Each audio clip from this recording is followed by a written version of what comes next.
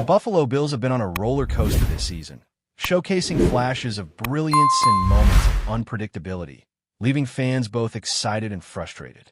We've seen them dominate teams like Kansas City, only to stumble in games where you expected more consistency.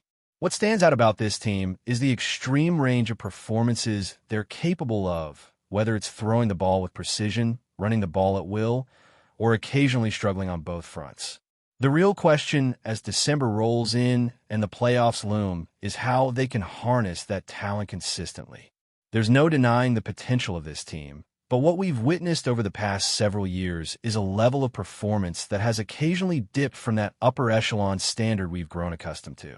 Looking at the league as a whole, any team can fall on a given Sunday, and that uncertainty underscores the importance of consistency in the Bills' approach as they move forward. Focusing on their matchup against the Steelers, the story of the game was undeniably the rushing attack. The Bills carried the ball 51 times for 249 yards, and credit goes not only to James Cook, Ray Davis, and Ty Johnson for their exceptional vision and decision-making, but also to the entire offensive unit responsible for creating the lanes that made those runs possible. The run blocking was phenomenal, and when we break down the numbers, it becomes even clearer just how dominant the Bills' line and supporting players were.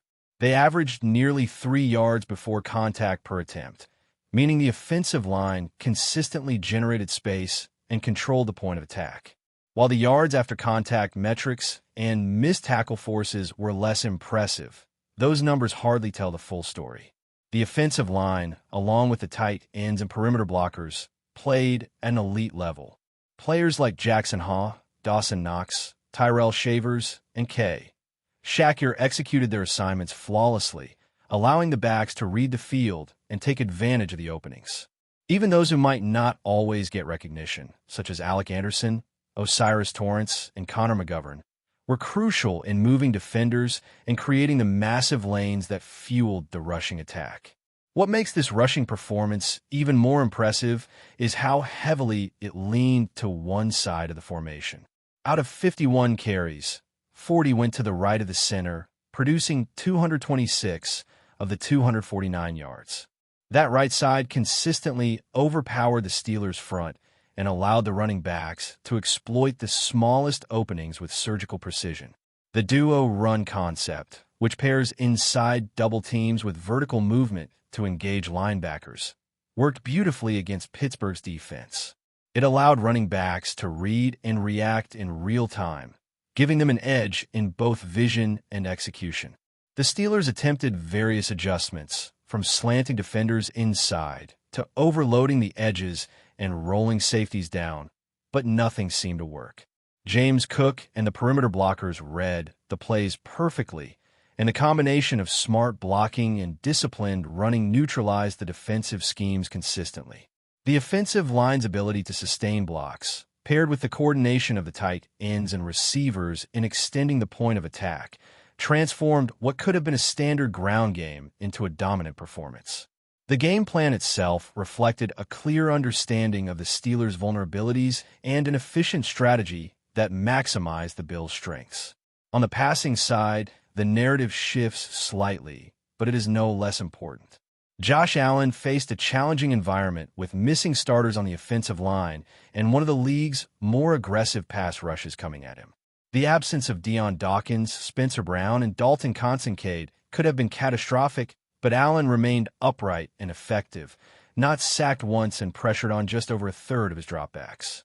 That speaks volumes about both his awareness and the protective schemes implemented by the coaching staff. The passing game wasn't explosive in terms of yardage. 15 completions on 23 attempts for 123 yards, a touchdown, and an early interception, but the approach was deliberate and risk-managed. Allen averaged just over 2 seconds to release the ball, prioritizing quick reads and safe decisions. The average depth of target was shallow, reflecting a strategy focused on maintaining offensive rhythm and mitigating the risk of turnovers while the rushing attack dictated the flow of the game. Even though the passing numbers might feel underwhelming, the opportunities were there. Film study reveals multiple intermediate range throws where receivers were open, but Allen opted for safer options, emphasizing ball control over aggressiveness. The first drive interception appears to have influenced his decision-making throughout the game, as he chose checkdowns and shorter throws over more ambitious downfield targets. Yet this approach aligned perfectly with the game script. Protecting the quarterback, controlling the clock, and letting the running game dominate were priorities, and the Bills executed those objectives superbly. The game highlighted not only Allen's adaptability, but also the synergy between the passing and rushing attacks. Each element complemented the other, showing that the Bills are capable of strategically tailoring their approach to the circumstances, even if it means sacrificing long, highlight reel plays for efficiency and control. When we examine snap counts and participation, the attention to detail and team-wide effort becomes evident. Josh Allen played all 74 offensive snaps, while James Cook accounted for 45, Ty Johnson for 20, Ray Davis for 13, and Reggie Gilliam for 9. The distribution of carries and responsibilities reflected both trust in the primary backfield and opportunities for supporting players to make an impact. Cook did have 2 fumbles in the game, though only one was lost, and those moments were mitigated by the overall dominance of the rushing attack. Tight ends and wide receivers contributed substantially not only in receiving, but also in crucial blocking assignments, further elevating the effectiveness of the ground game. Dawson Knox, Jackson Haw, Key, Tyrell Shavers, Gabe Davis, Shakir, Keon Coleman, and Brandon Cooks all had their roles clearly defined, ensuring balance and execution on every play. Offensive line continuity, even with adjustments for injuries, allowed the game plan to be implemented seamlessly, emphasizing both preparation and situational awareness across the roster. Continuing with the Bills' performance, it's clear that their passing game, while not overwhelming in numbers, was executed with strategic precision. Josh Allen faced a unique challenge going against Pittsburgh's defensive front without his 2 starting tackles and with other key pieces out, yet he handled the pressure remarkably well. The focus on keeping him upright shaped the approach to the game, and while he didn't rack up 300 passing yards, the efficiency of the system and the quick release on his throws demonstrated smart adaptation. The average time to throw at just over 2 seconds is a testament to both his decision-making and the offensive design. It allowed Allen to avoid costly sacks and negative plays while keeping the offense on schedule. Blitzes came on over half of his dropbacks, yet he managed to complete 9 of 14 passes for 73 yards and a touchdown when facing that pressure. That's an impressive feat against a defense actively trying to exploit his weaknesses and force turnovers, highlighting both the quarterback's poise and the game plan soundness. It's a reminder that sometimes the most important plays aren't the ones that fill the stat sheet, but the ones that keep your team moving and minimize risk in high-pressure scenarios. Even within that conservative passing strategy, there were numerous opportunities for intermediate gains that Allen did not fully capitalize on, largely due to the first drive interception impacting his approach. Plays that could have stretched the field, particularly to receivers like Keon Coleman, Brandon Cooks, and Tyrell Shavers, were intentionally bypassed for safer checkdowns or runs that maintained rhythm. For instance, Coleman found himself wide open on a route that perfectly exploited the coverage leverage, yet Allen chose a different read, prioritizing ball control. Similarly, Cooks had opportunities on corner routes and dig routes and play-action sets that could have generated significant yardage, but Allen opted for shorter throws to Dawson Knox or other checkdowns. These decisions weren't mistakes. They were calculated risks in a game where the ground attack was dominant and controlling momentum was critical. By letting the rushing game dictate the pace and limiting exposure to pressure from a potent Steelers front, the Bills were able to operate efficiently and ultimately secure the victory. Speaking of the running game, the distribution of snaps among backs and receivers reflects a highly strategic approach that maximizes the strengths of the roster while accommodating for injuries and situational needs.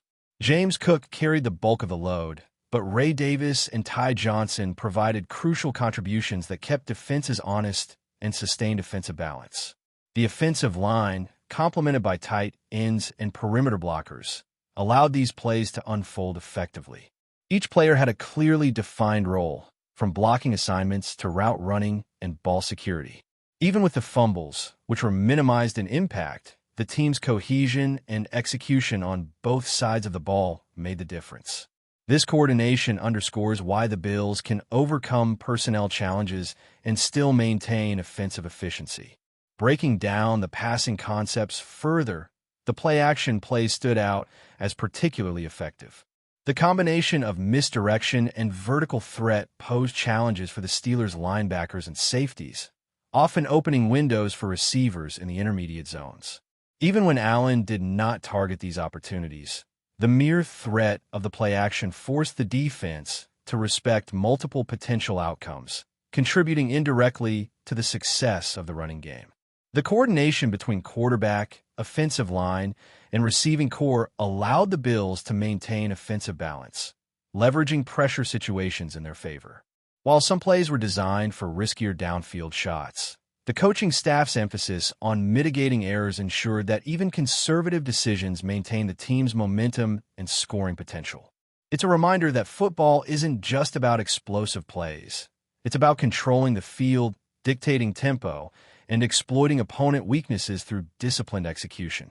The defensive attention given to the Bills' ground game often created opportunities elsewhere on the field. By consistently running to the right side and employing duo blocks and perimeter strategies, defenders were drawn into the box, which opened passing lanes and stretched coverage across the field. This strategic imbalance created natural mismatches, even if Allen didn't always capitalize fully, and it forced Pittsburgh to commit resources to stopping the run rather than aggressively pressuring the quarterback.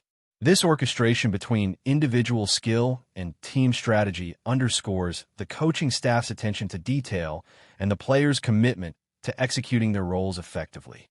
Before we dive back in, make sure to hit that subscribe button and give this video a thumbs up. Your support helps us keep delivering the latest Buffalo Bills updates straight to your screen. And hey, don't hold back. Let us know your thoughts on today's news down in the comments.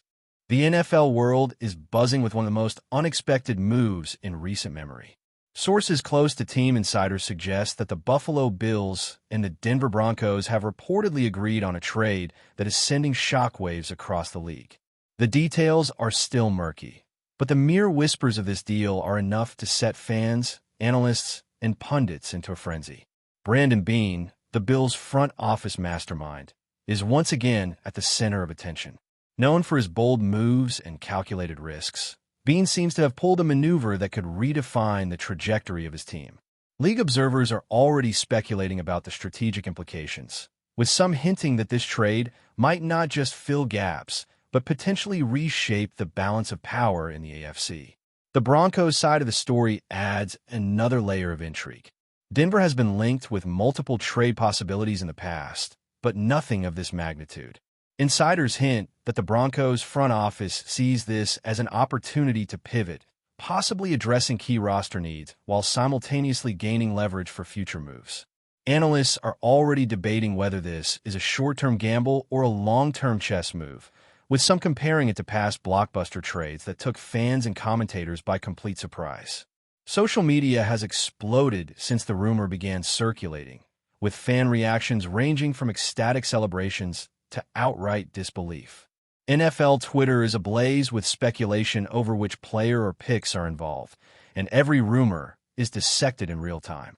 Sports talk shows are reportedly scrambling to secure exclusive insights, while fantasy football enthusiasts are calculating the potential impact on their lineups. Even without official confirmation, the buzz is undeniable. BEANE may have just pulled off a move that cements his reputation as one of the most daring and shrewd executives in the league. If the trade goes through as insiders suggest, both the Bills and Broncos could be on the cusp of redefining their seasons. And while the specifics remain under wraps, one thing is clear: the NFL landscape may never look the same again. Fans, analysts, and casual observers alike are waiting with bated breath for the official announcement. Until then, the rumor mill continues to spin, fueled by speculation, excitement, and the tantalizing possibility of history in the making. That's a wrap for now. If you enjoyed the video and want to stay on top of all things Buffalo Bills, make sure to subscribe and hit that like button. We'd love to hear what you think in the comments. See you in the next update.